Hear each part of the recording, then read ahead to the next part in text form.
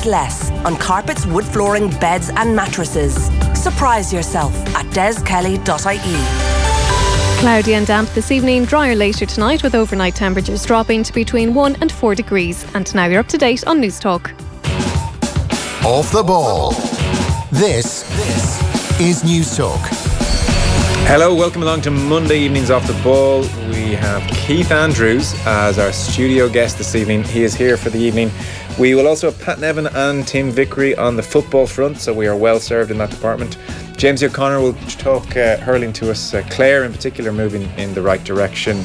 And then Monday Night Rugby, Rory O'Connor and Eddie O'Sullivan with the Welsh match now coming firmly and sharply into focus, just 5 days away. 53106 is the text number. We are at Off the Ball on Twitter. You'll get us on Periscope, Facebook Live, all our social channels. We are beaming to the world. Richie McCormick, hello. How are you, Joe? And Keith Andrews, to the world. Hello, Joseph. How you doing? Good. As ever, your hair is just unbelievable. Had a little bit of an argument with Mrs. Andrews on the way out because I've booked for a haircut tomorrow and she's not too happy with it, but... Well, I am with got to be trimmed. Mrs. Andrews on this. Yeah, what do you ask for? It's okay for radio though. Radio's grand, isn't it? You come in, but now we're not radio. Social media, pivoting to video. What do you ask for when you're trying to get that tamed? That looks amazing. Don't touch that. Look at that thing. Do you get planning permission for that? Needs a little trim. Needs just a little trim. So Mrs. Andrews prefers when you let it grow out. Yeah, I'm with her. I really, that's your calling card. I wouldn't be touching that. To a degree. Well, fair enough. Needs a little trim every now and again. Sensible trim. It's truly phenomenal hair. Worth tuning into Facebook Live for that alone. So you're here with us this evening. We'll talk about a range of different things. Where did you get into the FA Cup weekend at all? Not really. I didn't work on Saturday because it's FA Cup weekend. Sky don't cover that obviously, so I wasn't working Saturday and Sunday. I was over there in Norwich against Ipswich, so I was travelling a little bit Saturday evening. So no, I'm not. Look, I think you aren't particular fans. Is it Kev as the traditionalist? Kev's in the building. Kev's so much of a traditionalist. He's at the DW. We just saw him on BBC out there tonight for tonight's game. Can I just say on Kev though? Go on. Kev pretends to like it because BBC are rights holders. You can't say that. You're sabotaging him here, John. That's the only reason. That's unfair. It's like he's working on it tonight. He can't come out and tell the truth. I could say you've only taken an interest in rugby given the last 3 months events, but I won't because I'm not that petty, John. Well, wouldn't it? I'm not that petty. No, on that, because people were talking about the FA Cup being a diminished thing and that it's a recent scenario whereby people don't care about it. Like I was thinking back. It's gone back to the start of the Premier League. From once you had that separation of a different league and a set of teams that think they should have more money than the rabble of the other 72 or whatever it was at the time. Like you've got that separation whereby you don't think you're as good as, or you don't have to deal with people on that level. You don't have to deal with clubs on that level. You don't think they're worthy of your time. But they're definitely not worthy of the same money as you. So that attitude has festered for the last 25 years, and suddenly we're at the position now where the FA Cup just... Like nobody will admit that they don't care about it, but the majority of teams of the higher echelons, especially in the Premier League, probably just don't. I think this year though there's been a little bit of a difference in terms of, say for instance, Chelsea, Arsenal. No, they're not going for the title because Man City are that far away. Arsenal probably not realistically going to get top four, so they're going to go Europa League and FA Cup, I think. And Chelsea will probably go FA Cup and Champions League. I think we might see a little bit of a difference, and there'll be the better teams in the final stage, I think, this year, where that hasn't always been the case in the last 5 to 10 years. Yeah, well, in terms of trying to pitch it to the public, it's made this part a of little it bit more very boring because all the best teams are avoiding each other. Like Liverpool Everton was about the best game, and that was round 3, wasn't it? Yeah, so I don't think there's been anything this round. Like, but that's part of the attitude thing towards it from the general public. Like we're almost taught not to care about the games that involve, say, in the Premier League. Like who'd want to go and watch? Very different in England though, Rich. Honestly, it really is different in England. So they do hype it up. We don't capture it over here. I swear to God, we really don't. Whereas in England, there is still that traditional element, and they do hype it up, the underdogs, and the games that are picked for TV are those potential banana skins. Like Spurs have had 2, haven't they? Newport away, Rochdale away, where they've nearly slipped up on both occasions. Would a Southampton fan be getting G'd up for a tie with Leicester or whatever? No, absolutely not. Yeah, absolutely not. I think when you're in that type of boat, when you're a top, you don't want to draw a team of similar type of stature, do you? You either want one of the big ones, but not so much in the Premier League, but if you're a championship team, you want one of the big boys, so it's a payday, or you want a lesser team where you think it's a bit of a cushy number getting through. Well, certainly Manchester United going to Brazil all those years ago was a real beginning of almost the official we don't care about this competition, and then all the top teams seem to follow suit because there was Champions League and Premier League, and now the contamination has spread to the entire Premier League, whereby the money, even just for finishing Safety. 2-3 places higher, is pretty lucrative, and you'll see mid-table Premier League teams now not taking the FA Cup seriously, and you wonder, well, what else is there for you? And so that's kind of where we're at now, where League One Championship teams are into it. But is there any Premier League team that says at the start of the year, let's make the FA Cup a bit of a priority here? No, because I think for years we've had the teams that are going for the title, for the top four. That's their priority because of the finances at stake. And I think if they can secure that top four, and you're not particularly going for the title, they prioritise games, don't they? You know, injuries come into play at this time of year, fatigue, and then depending on your kind of your schedule, FA Cup replays is another bit of a sticky point. I think they could help themselves out on that. The bottom line, it's no good. I mean, just and not that it's no good. That's extreme. That's useless. The bottom line, to speak anecdotally for a second, it's always a crushing moment for someone when they find out that it's an FA Cup weekend. Think of all your mates, think of when you're talking about things and it comes up, they're saying what Premier League is on this weekend, you say, up until when? Quarters, semis probably? Final probably. I mean, no one cares. You tell anyone FA Cup this weekend and watch them go, oh no. That's everyone's reaction to an FA Cup weekend now. Yeah, but see, that's very different. For me, growing up, it wasn't like that. No, I know certainly, that. And probably, would you agree with that? Yeah, absolutely. And then when I moved to England at 15, I was ingrained in that culture where it's very different. But you didn't like the FA Cup as a player? You weren't bothered? I didn't, because I either played for a club that was trying to get out of the Championship or stay in the Premier League. And again, it was never a priority. We used to sack off the third round because it came at the end of it. All those games over Christmas, manic, 4 games, 10 days. Give guys who haven't had a run. Yes, exactly. And you just didn't want that at the end of that period. Keith, get the boys in order. Less of the grooming talk, please. On with the sports, says Bobby in Castleconnell. You're right, Bobby. Well, fair point. I mean, Bobby, we're trying to save him from himself here, because it would be, skinhead tomorrow. I think, a crime for you to even touch It's not that a bad one. look, Keith. It's not a bad look. Choice, though, Rich. Eventually was, all right? Can we not? That's bullying at some level. Get Keith a cigar, he'd be a ringer for Kramer from Seinfeld. I never watched that. Richie is like a taller George Costanza from Graham. That's not far wrong. That is not far wrong. Side of the room is No, just not been either. hammered. Well, no, What I about mean, yours? Where's your one? but there's nothing about me there. Well, let's not. JP, can we get a bit on Joe, please? talking We look about you. alike for Joe, please. You're the guest of honour. Joe's You don't essentially need to say it. You're essentially You don't need to say anything. You're You don't need essentially to. the soup Nazi after a shave. So one other point I wanted to check in with you on was your diet, if that's okay. Are you still a vegan? Part-time, What does that entail then? when I fancy it. How often? In the main, try to be midweek, but travel comes into the equation. It's a little bit more difficult. Okay. I've done it for about 2.5 months solid. Felt a lot better, felt good, lost a bit too much weight.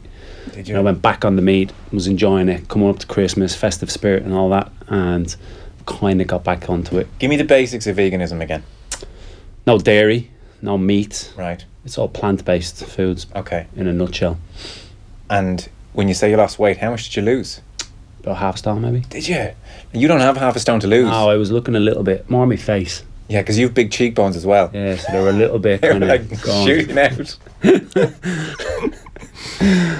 This is a football show. I think he might like it. You've catwalk cheekbones. You need some So meat. I needed a bit So you more lost- meat in me. But you felt better. That's I the did feel interesting better, part. but Go on, talk to me. But it So was an effort. More energy. More energy, just I felt good, but it was an effort. It was a constant. You had to be prepared, unless you're in town and you know there's place around where you can You grab. have to plot your path off. yeah. Great falafel place down the road. I should there? give them a little plug. Because Kenny Cunningham was in last week and he made the point that, on the face He of it. batters me about it. It's because he's eating like pats of butter whole. Batters me. What does he? Yes. I think I had a text off Kenny on Christmas Day actually, saying you better be tucking into that turkey and ham, son. And were you? I was, yeah. Fair enough. But he was making the point like there, so you might feel better, or clubs might get their team eating well, but actually the psychological benefits of having some ketchup with their chips outweigh the cons. That was a I big thought that was a part. very interesting point. That was a big part. The Capello's ran at England by all accounts. Players hated meeting up with the England team. Well, they've hated it for years, I presume, on and off as well, depending on what manager was. But he would do things like that. No ketchup with dinner. Yeah, but you've got us for a month, or sorry, a week of the month. Yeah. What about the rest of the time when you're at home? And it's the same to a degree at club level, isn't it? You know, you can't really control them. And so did any part of you feel a bit miserable being a vegan? No, I enjoyed it. Okay. I enjoyed it. Just wasn't practical. wasn't practical, and it was a bit of a trial. Kenny seems to think when I went on that little path that it was going to be forever, and then he takes great delight in when we were in last week to get it out. I'm off it a little bit. Kenny thinks you failed. Yeah, exactly. Is the point. It was just a phase, is what he says about phase, you. Yeah. Okay, interesting. Because I flirt with the idea sometimes. Do you? But then I think that's a lot of Telling work. You. I can barely feed myself when gathering pace. There. I know it's unbelievably Richie's looking at me popular. disgusted. It's unbelievably popular. Well, I already have my own diet thing, which I won't go into here now. The old 5-2. Is that where you eat well for 5 days and do what you want for 2? Although eat what you want eat more or less what you want for 5, and then mind your calories to a unholy amount for 2 of them. Yeah. Oh, so you practically fast for 2? More or less, yeah. Is that right? Yeah. How many calories for the 2? For a man, it's 600 calories per day. A day? Oh, yeah. Richie, I'm not advocating that on the breakfast. Radio. That's it's nonsense. It bloody well works. Yeah. No, that doesn't sound healthy at all. It is healthy. There's an actual doctor who's prescribed this. Can we get an actual doctor nutritionist with in, please? qualifications, like Dr. Atkins? Drop us a little line there. No, Dr. Oetker.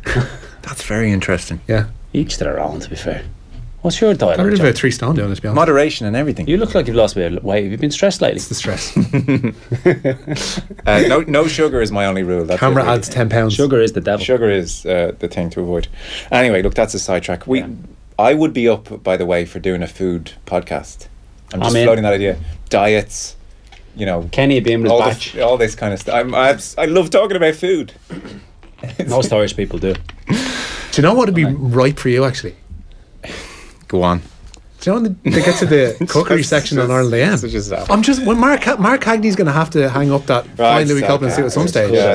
Might as well look from within, promote from within. It's really good. He's done well on the rugby. So let's kick off the news round then. Pat and Evan will join us around 7:30 or so. If you want to get your text messages in for Pat, from Dele Alli diving to Chelsea, Barcelona tomorrow.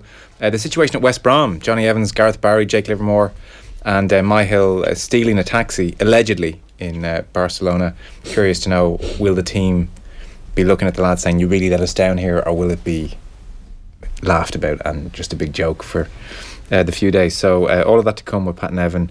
We're starting with the rugby. Yeah, Garry Ringrose will link up with the Ireland squad this week ahead of Saturday's Six Nations meeting with Wales at the Aviva. He takes the place of Robbie Henshaw, who's out for the rest of the season with a shoulder problem.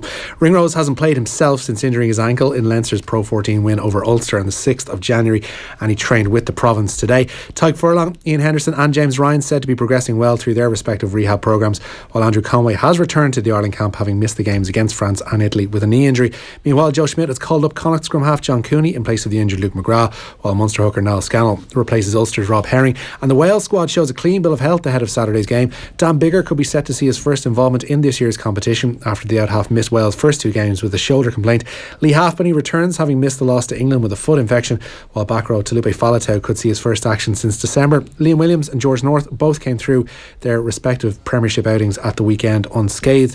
Peter O'Mahony was the man in front of the cameras today and says Ireland will have it far from easy come Saturday.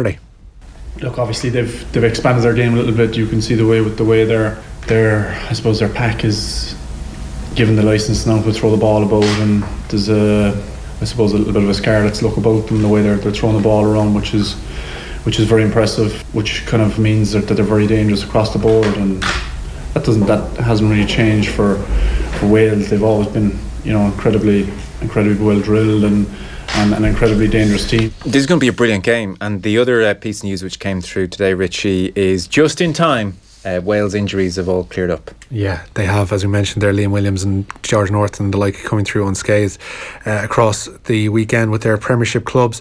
Elsewhere, a judge has described Barry Bennell as the devil incarnate as he sentenced him to 30 years in prison today. The former football coach, convicted of 50 child sexual offences between the late 70s and early 90s, he's been told he'll likely die in prison. One of Bennell's many victims to speak outside the court today was Mickey Fallon. We welcome the sentence that the judge has handed down today. It reflects the severity and the seriousness of the crimes he has committed, as well as the pain and distress that he has put us through for all of our lives, and also the distress that he has put us through every day of this trial. But today marks an important milestone. We can now move on with our lives, safe in the knowledge that our abuser is locked away and can no longer cause us any harm. Today we looked evil in the face, and we smiled because Barry Bennell, we have won. Today, we hand our shame and our guilt and our sadness back to you. It should never have been ours to carry in the first place. There were horrible scenes outside of court where you saw this line of men, victims in this instance, all in their 40s and 50s, and saying their few bits to the media, and their families were standing beside them, and you really just got a feel for decades of living with this, how atrocious it must have been in the court. I mean, the numbers who came forward and talked about their depression, their anxiety, their panic attacks, their flashbacks, their nightmares, post-traumatic stress and a number of issues, feeling suicidal, drink, drugs, all of this going on, and you saw them standing there and their families behind them. And I would dare say a lot of family members only finding out that this had happened to their dad or their husband quite recently. And it seems as well, so 12 young players, 31 years is the Bennell sentence today. Another 86 have come forward to make complaints about Bennell. And then the really scary thing for football, and Clive Sheldon is the man who's looking into it at the moment. The FA have appointed him to do a review on what's gone on in English football 1970 through to 2005, is that the numbers that are popping up here are astronomical. I mean, we're into over 800 people, obviously mostly male, who've come forward, and that's due to be published close to Easter time. So in the next month or two, this thing is going to explode in a pretty horrific way. And I saw Manchester City as well have spent £1 million and put 4,000 hours into looking into what went on at the club, and they've even themselves uncovered another alleged paedophile. So I mean, this thing, we're scratching the surface territory.